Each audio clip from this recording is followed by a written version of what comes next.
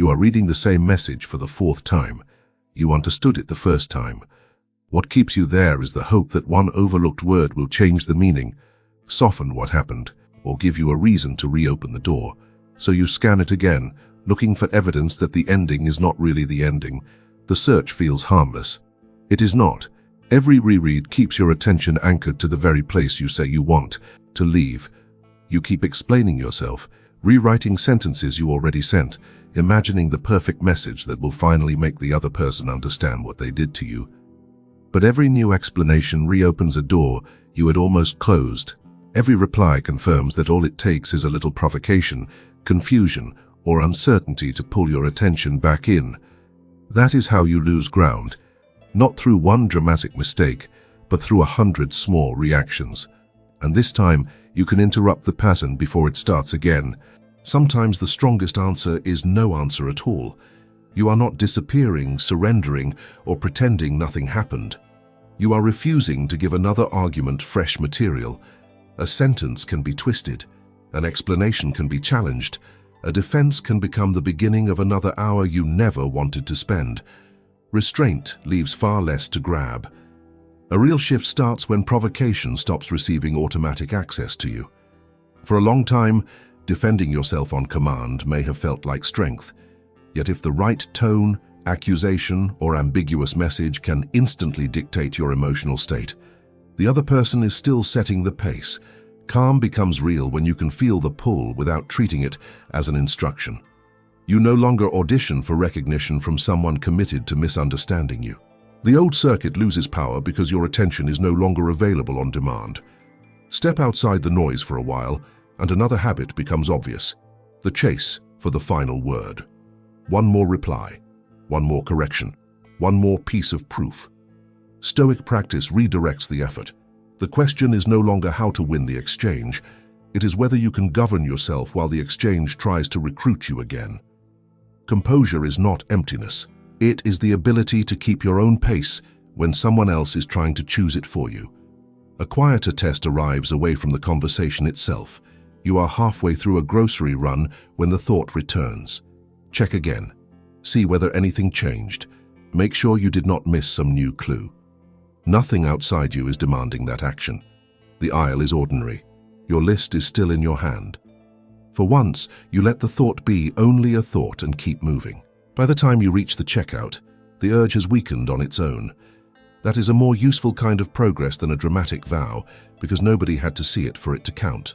How many hours of peace have you traded for closure that kept moving farther away? You wanted an explanation, an apology, at least one sentence that would finally put things in order. Instead, every word opened another round of blame, defense, and exhaustion. Stopping the reply does not magically resolve what happened, but it prevents the same dynamic from continuing to feed on your presence. Where there is no longer an exchange, the conflict cannot keep taking the same shape. Think about the conversations you rehearsed in your head, but never actually had. Entire dialogues, perfect responses, sentences you wish you could have delivered with exactly the right tone. It felt like preparation, but often it was just a more sophisticated way of staying inside the same story. Every rehearsal gave that person more room in your mind, even when they were no longer physically there. Then your mind demanded another version, another possibility, another ending. The exit does not appear when you finally imagine the perfect scene. It appears when you let the scene remain unfinished and return to what is actually in front of you. Before you move on, there is a reason the bundle is split into 3 books instead of one long argument. The Stoic Overthinking Reset deals with what happens before you act, when the mind starts multiplying meanings. The Power of Not Reacting deals with the pressure point itself, when an impulse wants immediate expression. Stoic Daily Practice deals with what comes after, when you have to make the same standard ordinary enough to repeat tomorrow. If that sequence fits what you're working on, the 3 are together in the pinned comment. The first recovery is often embarrassingly practical. You finish the thing you kept interrupting. You answer an unrelated email that had been sitting there all morning. You replace the light bulb you have walked past for 3 days. You cook without mentally rehearsing a defense. None of this looks profound from the outside. That is precisely the point. Your attention begins returning through ordinary tasks before your emotions ever give you a speech about being finished. Now think about all the conversations that seem to restart from the exact same point. You explained yourself better. The other person shifted the issue. You added more detail. By the end, you were exhausted but no closer to a solution. Some relationships stay alive through conflict itself. The argument becomes the thing that guarantees continued contact. Even defending yourself can keep you available. Once that automatic availability ends, the goal is no longer winning the exchange. The exchange simply loses the right to organize your days. The useful question becomes narrower. What new fact would another round actually add? If you cannot name one, the repetition is probably serving emotion rather than resolution. Stoic thinking becomes useful when it separates ownership from influence. You can influence a conversation, but you do not own another person's interpretation. You can state a boundary, but you do not own whether they approve of it. Epictetus made that division central. Some things belong to your agency, and others never will. Once you stop mixing the two, you spend less energy trying to supervise reactions that are not yours, and more energy deciding what your own conduct should look like. Another sign appears in places that used to carry a charge. You take a route through town you once avoided because it passed somewhere connected to them. Your body notices before your thoughts organize themselves. Shoulders tighten, breath changes, an old image flashes up. Then the traffic light changes and you keep going. The street remains a street. You do not need to turn the moment into proof that you are healed. It is enough that a memory can pass through the car without taking over the destination. You notice the same thing when concentration comes back in pieces. A page holds your attention from top to bottom. A conversation reaches you without half your mind, preparing some imaginary reply somewhere else. You finish a simple task and realize you never checked the emotional weather in the background. That is when the cost becomes visible. The hardest part was not always the argument itself. It was how far the argument followed you after it was technically over. Old patterns can linger without announcing themselves as emotion. You notice them as narrowing attention. A phrase lands and suddenly every other sound in the room seems farther away. A tone changes and your mind starts scanning for danger before there is enough information to justify the scan. Instead of treating that narrowing as proof, you let your field widen again. Notice where you are. Finish the sentence in front of you. Let more data arrive. The first signal can be real without being the whole story. If you use the word karma, make it mean something smaller and more honest than revenge. It can simply mean that consequences are allowed to exist without you constantly cushioning them. You stop translating another adult's behavior into excuses. You stop repairing every uncomfortable outcome before they have to sit with it. What they learn from that, if anything, is outside your reach. The important change is that you are no longer volunteering to absorb every consequence just to keep the atmosphere smooth. An apology can matter and still be unnecessary for your next step. The same is true of regret. If your ability to move depends on hearing the exact words that validate your version of events, your direction is still waiting on someone else's mouth. You can prefer acknowledgement without making it a requirement. If it comes, you will decide what to do with it then. Until then, your life does not have to remain paused at the point where another person failed to understand you. Insight has an irritating limitation. It disappears fastest when you need it most. You can agree with every sentence while calm and still become impulsive the second a familiar pressure returns. That does not make the insight useless. It tells you where the work actually is. The difficult part is retrieval under stress. Remembering the standard before habit finishes the action for you.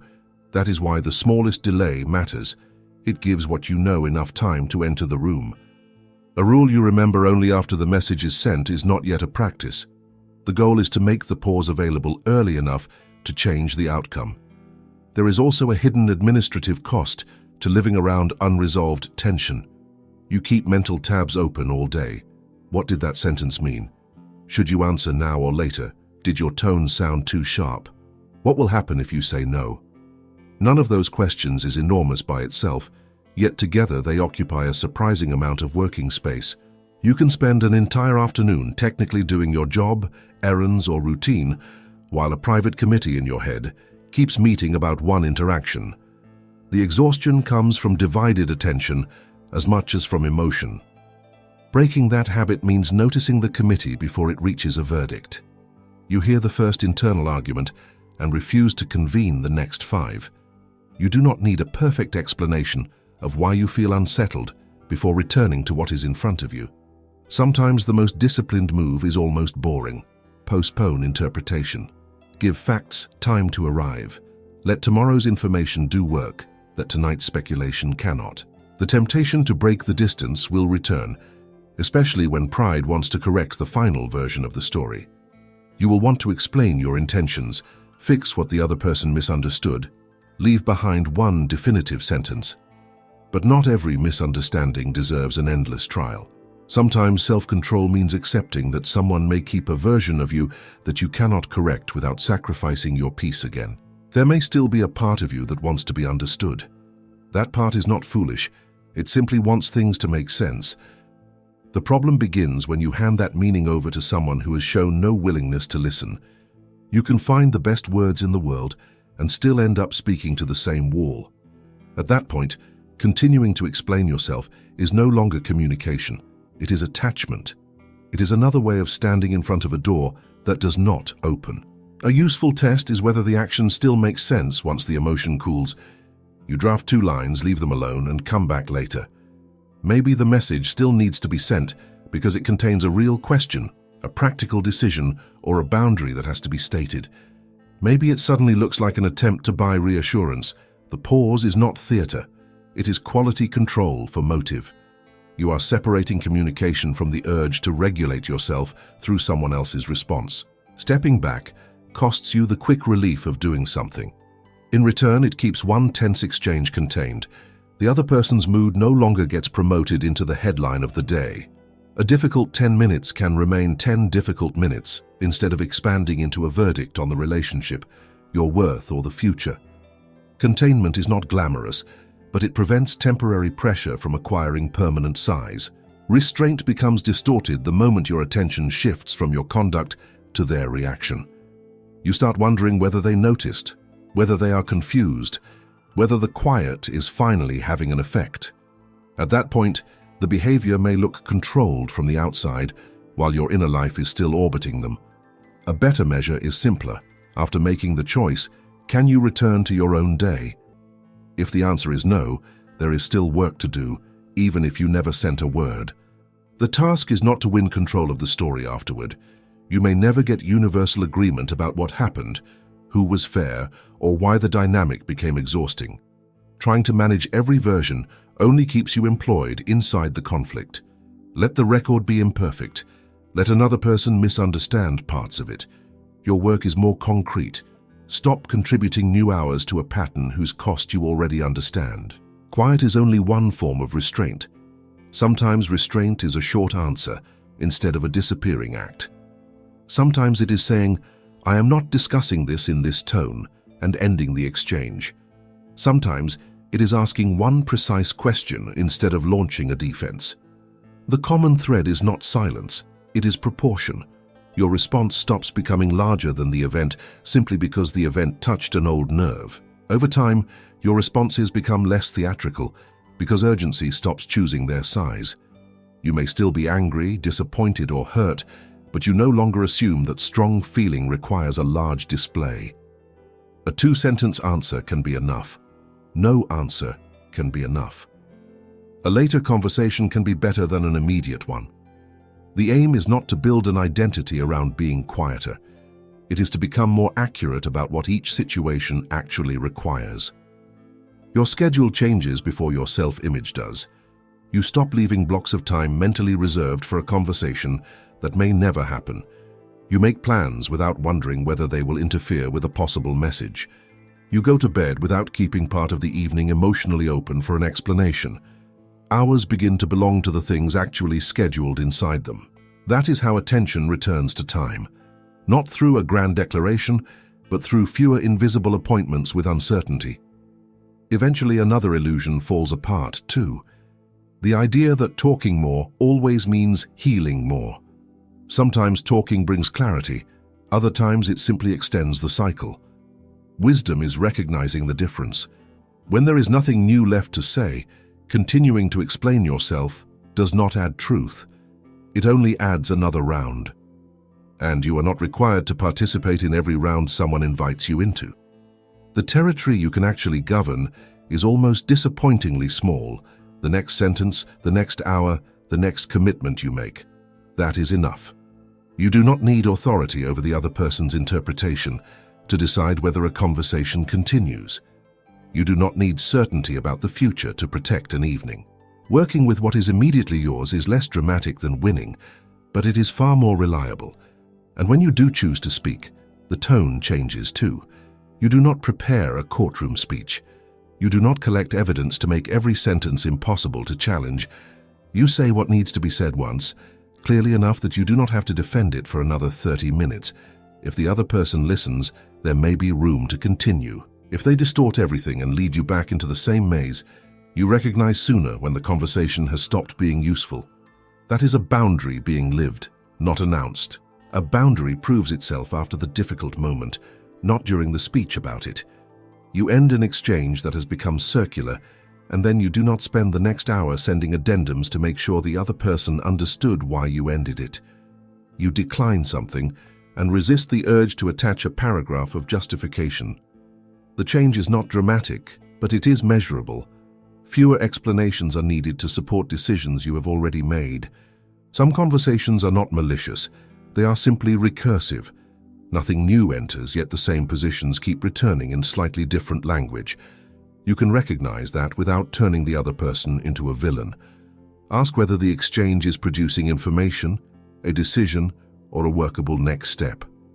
If it is producing none of those, continuing for another 40 minutes may only deepen fatigue. Ending repetition is not the same as refusing communication. Confusion can also arrive inside warm language. A person can sound caring while repeatedly avoiding the one concrete issue that needs to be addressed. That is why tone alone is a poor guide. Listen for whether the conversation becomes more specific over time. Are facts getting clearer? Are agreements becoming more reliable?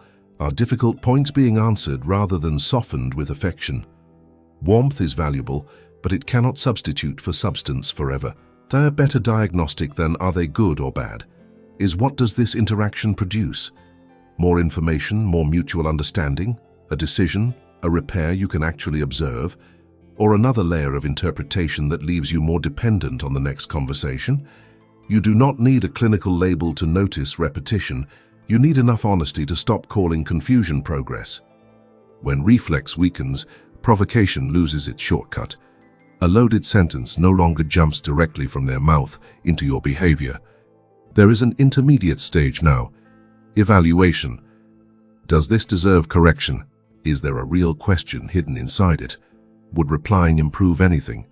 That extra stage may last only seconds, yet it changes the entire architecture of the exchange, because your first feeling is no longer the only voice allowed to vote. The difference becomes visible in shared spaces without you staging anything. Imagine arriving at a community class and finding someone there who once knew exactly how to pull you into a tense side. The conversation. They make the same kind of remark they used to make. You answer the useful part, ignore the hook, and turn your attention back to what you came there to do. Nothing dramatic happens. That is what makes the moment valuable. The old pattern fails to become the main event.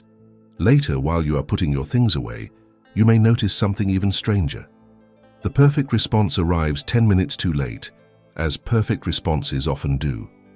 Months ago, you would have resented the delay and replayed the scene to improve it. Now you can smile at the sentence your mind finally produced and let it remain unused. A comeback that arrives after the need for it has passed is evidence that the moment no longer owns you. This middle part is where many people discover that their problem is not a lack of insight, but inconsistency between situations. That is what the bundle is designed around. The power of not reacting focuses on the live moment when pressure rises. Stoic daily practice turns the principle into something repeatable across ordinary days. The Stoic overthinking reset works on the mental replay that often starts after the interaction is over. You can find the complete 3-book bundle in the pinned comment if you want the framework in writing. Getting hurt can still produce an immediate urge to fire back. There is no need to pretend you have outgrown that reflex. Stoic practice begins in the few seconds after the hit, while the answer is already forming. You notice the heat, let it drop, and decide later whether anything actually needs to be said. A perfect comeback may feel stronger in the moment. A delayed decision is harder for anyone else to steer. The hardest return is often disguised as normal life rather than apology. You run into the person unexpectedly in a lobby, a shop, a waiting area. Their voice is familiar. The interaction is polite. For a few seconds, the old ease comes back before your memory catches up. That is where steadiness matters. You do not have to freeze them out, and you do not have to turn one pleasant encounter into evidence that everything is different.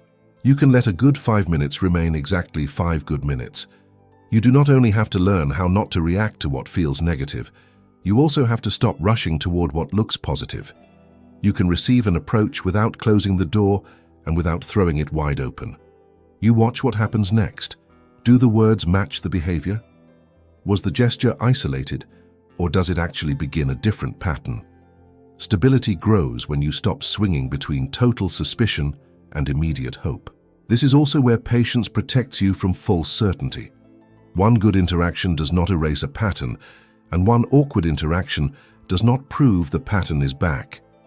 You let repeated behavior carry more weight than the emotional intensity of a single day. Stoic practice is useful here because it keeps returning you to authorship.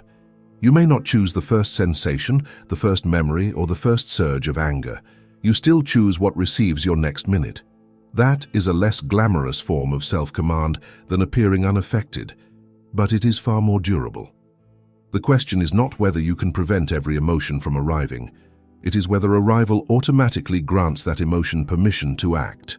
Weeks later, you may see them across a parking garage or through the glass doors of a building before either of you has decided whether to speak. Your body registers the recognition. Then something ordinary happens. You keep walking at the same pace. No internal speech is required. No rule has to be repeated. The important change is not that you feel nothing. It is that recognition no longer hijacks the next hour. Later, you stop expecting someone who acted unfairly to suddenly become fair, just to give you the closure you want. You stop spending what remains of your energy trying to get the verdict that is supposed to free you. Every time you step back without adding another explanation, you protect something that never needed the other person's approval in order to exist. Future contact is easier to evaluate when you stop treating the form of contact as the meaning of contact. Warmth is not repair. Politeness is not accountability. Curiosity is not commitment.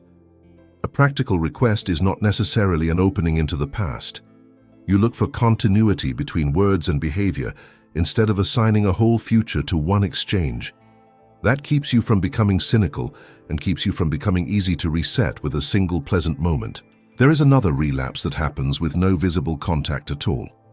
You start building the case again in private, in the shower, on a walk, while waiting for an elevator. You hear yourself delivering arguments to an audience that is not there. The mouth is closed, but the trial continues. When you catch it, you do not need to win the imaginary version either. Name what is happening and return to the room you are actually standing in. Technology can reintroduce the past without you actively searching for it. A map suggests an old destination. A photo archive surfaces a memory. An app recommends a place connected to a period you were trying not to revisit. The old habit is to treat the appearance as a sign and follow it down a corridor of meaning. A healthier response is almost aggressively ordinary. The algorithm found old data. That is all. You can close the suggestion without turning coincidence into instruction. Epictetus also gives you a useful way to handle uncertainty. Separate the event from the judgment you attach to it. A delayed reply is an event. I am being rejected. I ruined everything. Or, I have to fix this now, are conclusions. Your emotions may react to those conclusions as if they were facts, which is why the distinction matters. You do not have to suppress the feeling.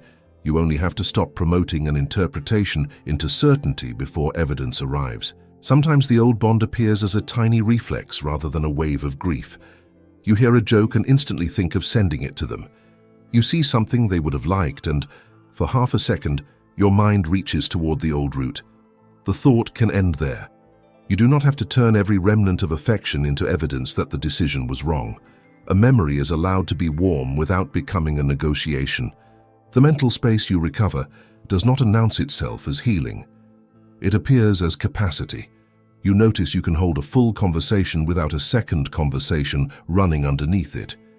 You can make a decision without first checking how it might be interpreted by someone who is not even present. You can finish a task without repeatedly losing the thread. The recovered space was never physically occupied by another person. It was occupied by the attention you kept assigning to them. Nostalgia pulls backward because it edits. The good moments return in high definition, while the exhausting ones fade at the edges. Soon the mind starts negotiating.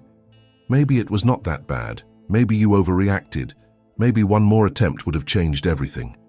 What nostalgia leaves out is the daily cost. The careful wording, the avoided conversations, the hours spent anticipating a reaction, the parts of yourself you kept shrinking to make the arrangement work. When the past begins presenting only its best evidence, remember the evidence it excluded. Then a different kind of evidence appears.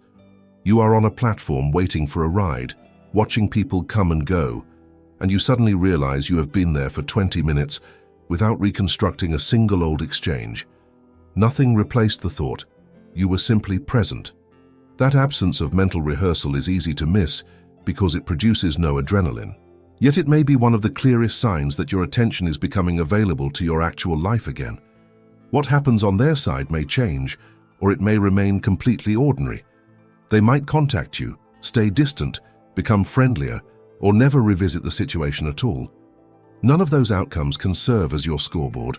The more useful question is local. Did their behavior determine what you did with today?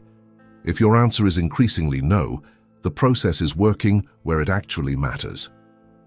The inner dialogue you recover is not mental silence. It is the ability to hear yourself without constant interference. You know what you want before calculating whether you are allowed to want it. A simple decision stops turning into an exercise in emotional risk management.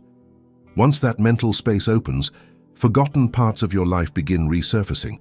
Ideas you stopped developing, projects you delayed, people you neglected while so much energy was focused elsewhere. The recovery is ordinary. A quiet morning when you finish what you started. A conversation with someone who listens without an agenda. A decision made because it makes sense on its own. You may even rediscover preferences that had been blurred by constant adaptation. What you actually enjoy doing on a free evening. Which conversations leave you energized. What pace feels natural when nobody else's mood is setting it for you. Those details sound small until you realize how long they were being negotiated internally. Pieces of your routine begin returning too, even the ones that did not seem connected to any of this. You start reading again without checking the screen every page. You take a walk without building imaginary conversations. You call someone you had neglected. You pick up a project you left unfinished. There is no grand feeling of rebirth. There is something more believable. Your time stops being fragmented. And when your time starts becoming whole again, you begin to feel more whole too. You notice the change in unrelated uncertainty. A plan shifts at the last minute, and you do not immediately assume the change is about you. Someone sounds distracted, and you resist turning one flat tone into a hidden verdict. You leave room for explanations you have not yet received. That ability matters because the old pattern trained you to treat ambiguity as a problem that had to be solved immediately. Now ambiguity can remain unfinished for a while without becoming an emergency. This changes the quality of your relationships more than any performance of detachment ever could. You ask fewer questions whose real purpose is to eliminate uncertainty. You listen longer before deciding what a pause means.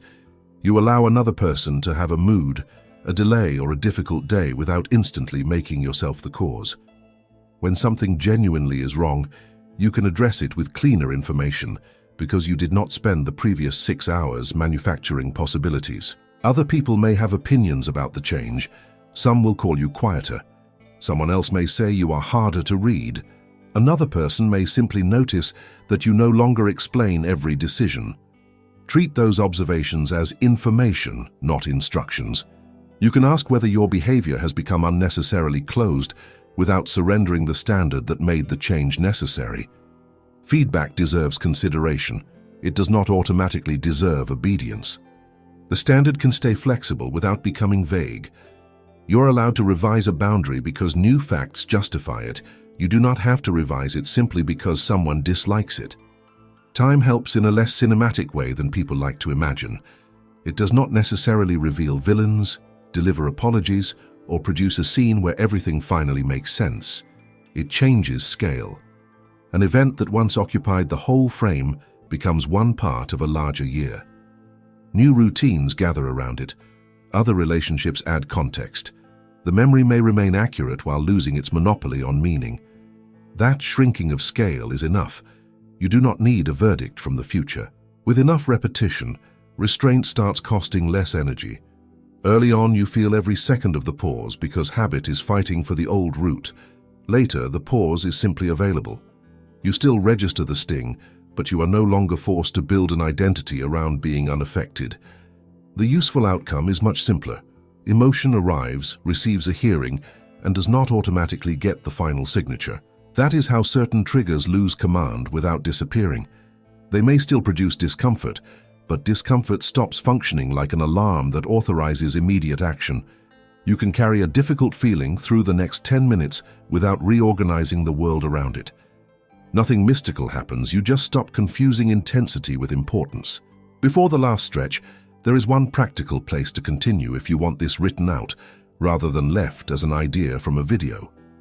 In the pinned comment, the bundle brings together Stoic daily practice for daily repetition, the Stoic overthinking reset to work on mental loops, and the power of not reacting to handle the seconds when pressure tries to make the decision for you. They are meant to work together, but you can enter through the problem that feels most familiar. The link is in the pinned comment. The bundle gives you a place to continue the work. The next test is what happens when life stops looking like the old story. New connections reveal the change in a different way. You do not rush to classify someone after 3 good conversations or 1 disappointing one. You collect evidence more slowly. Interest can remain interest without becoming a forecast. A small inconsistency can remain a question without becoming a verdict. That slower reading gives people room to show who they are and gives you room to notice without immediately attaching your stability to the answer. Conflict becomes narrower too. One disagreement does not have to summon every previous disagreement as supporting evidence. You can address what was actually said today.